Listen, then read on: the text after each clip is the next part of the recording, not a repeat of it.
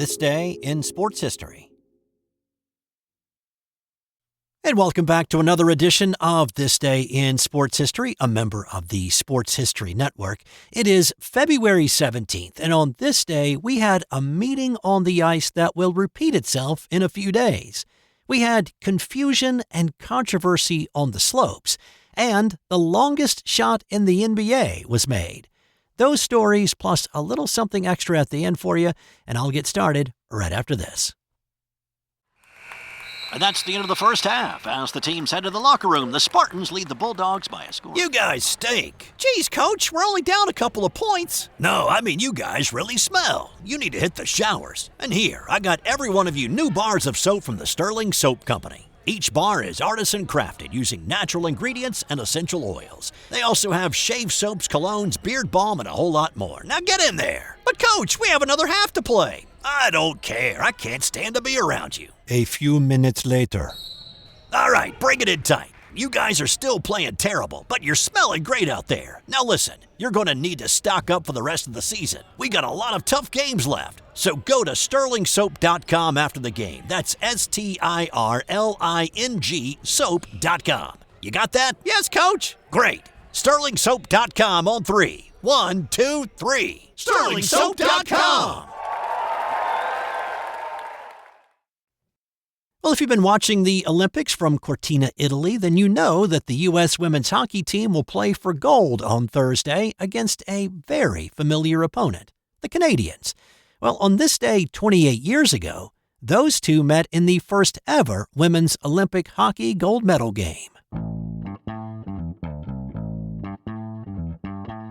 The 1998 Olympics in Nagano, Japan was the first in which women's hockey was a medal sport.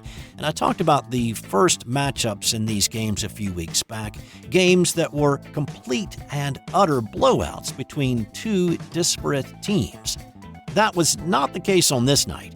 These were the two best women's hockey teams in the world, USA versus Canada. And these teams had played just 3 days before in a mostly meaningless game. No matter the outcome, these two would have still met on this night to play for the gold medal. But something important did come out of that game on the 14th. It all went back to a timeout called in the third period. The Canadians had just taken a 4-1 lead, and psychologically for the American women, it was an "oh no, here we go again" moment. We can't beat Canada. U.S. coach Ben Smith felt the tension in his players and knew that he needed to say something to release it. So Smith looked in the women's eyes during that timeout and he said, "If we win this game and you have $1, you get a bag of donuts."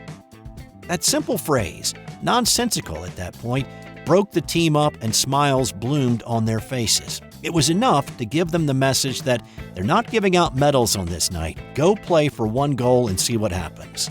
And what happened in that game was a goal explosion for the U.S. Lori Baker scored 22 seconds after play resumed, and the women reeled off another 5 goals on the way to a 7-4 win on the 14th.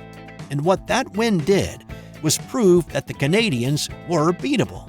So on this night, in the gold medal game, the U.S. women played with a renewed confidence, and they got on the board first. Time, Gretchen Julian pulled it out of the pile. Sue Burns, Sandra White in the circle. Julian scores!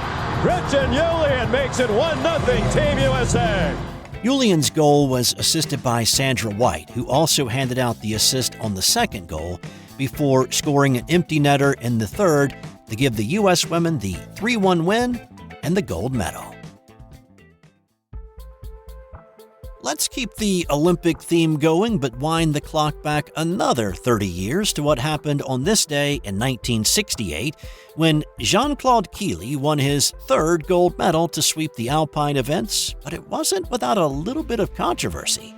The Winter Olympic Games were in Grenoble, France, and the Frenchman Killy had wowed his home country fans with his dominating performance so far.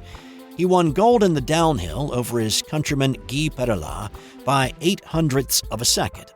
He'd blown away the competition in the giant slalom, winning by more than 2 seconds. And on this day, it was the slalom, and weather was a factor for the racers, and it would have an impact on how things turned out in this one. A dense, pea soup-like fog rolled over the mountain, making it tough to navigate a tight 131-gate course. Well, after Killy's second run, he was sitting in first place with a time of 1 minute 39.75 seconds. Several racers followed, but none could match or beat his time. Austrian Karl Schranz was a racer who could catch him, and on his second run, things were going pretty well for Schranz until a fan wandered onto the racecourse and interfered with him. Schranz was allowed to go back to the top and retry his run, and when he got to the bottom, his time had put him a half-second in front of Killy. But it was then brought to the attention of race officials that on his aborted run, Schranz had missed a gate prior to the fan interference, disqualifying him. It took about 2 hours to sort it all out, but once it was, Jean-Claude Killy was declared the winner, and he'd won his third alpine gold of the Grenoble Olympics. On this day in 2003, pitcher Steve Bechler collapsed during a spring training workout with the Baltimore Orioles. The 23-year-old was rushed to a local Florida hospital with a temperature of 108 degrees. He died after suffering multiple organ failure and heat stroke. Prior to his collapse, Bechler had taken a diet pill that contained the herbal supplement ephedra. Ephedra is a stimulant that some athletes were taking during this era to increase energy and stamina, but it also was known to cause high blood pressure and heart failure. Bechler's death came shortly after the death of NFL player Corey Stringer, who had died of heat stroke. While Stringer didn't have ephedrine in his system, he was known to have used the supplement in the past. Stringer's death led to the NFL banning the product. Bechler's tragic passing on this day had the same result in Major League Baseball. The FDA banned the sale of products containing ephedra in 2004.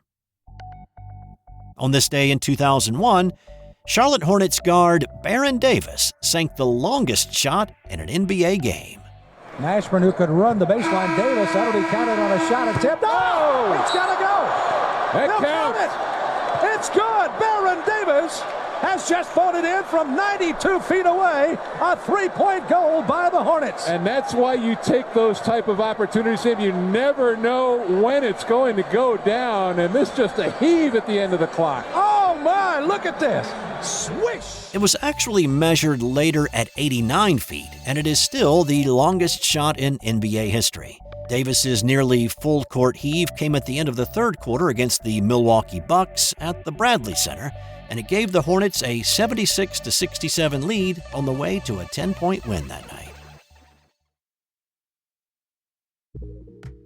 On this day in 1924, Johnny Weissmuller broke the 100-meter freestyle swimming record. Weissmuller was not yet a household name at this point, but he soon would be. Not for what he did in the pool, but for what he did on the silver screen.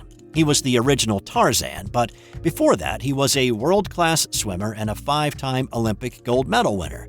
On this day, Weissmuller broke his own 100-meter freestyle record in Miami, swimming the distance in 57.4 seconds. Now, that is a lot slower than today's world record. The 100-meter world record now is better than 10 seconds faster than Weissmuller's time more than a century ago. But a lot has changed in that century since it happened. One, swimmers then were wearing full bodysuits and nothing like the Speedo laser suits that were controversial a few years back.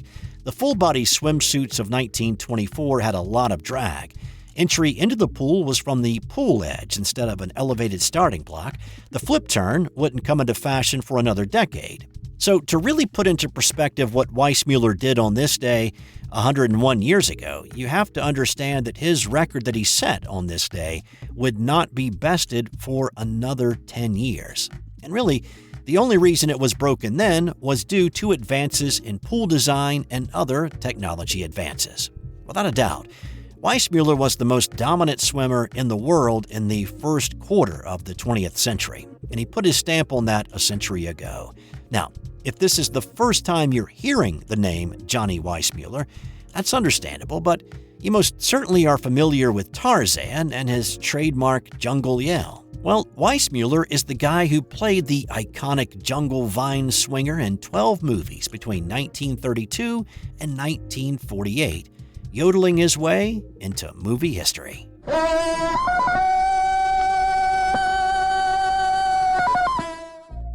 And time now for today's That's Got Nothing to Do with Sports fun fact. There are very strict rules for beer served during Oktoberfest in Germany. First, all beers served must comply with the standards of the 1516 German purity law, which states that only water, barley, and hops can be used in the brewing process. Also, only beers brewed by one of the 6 breweries within Munich's city limits are allowed to be served.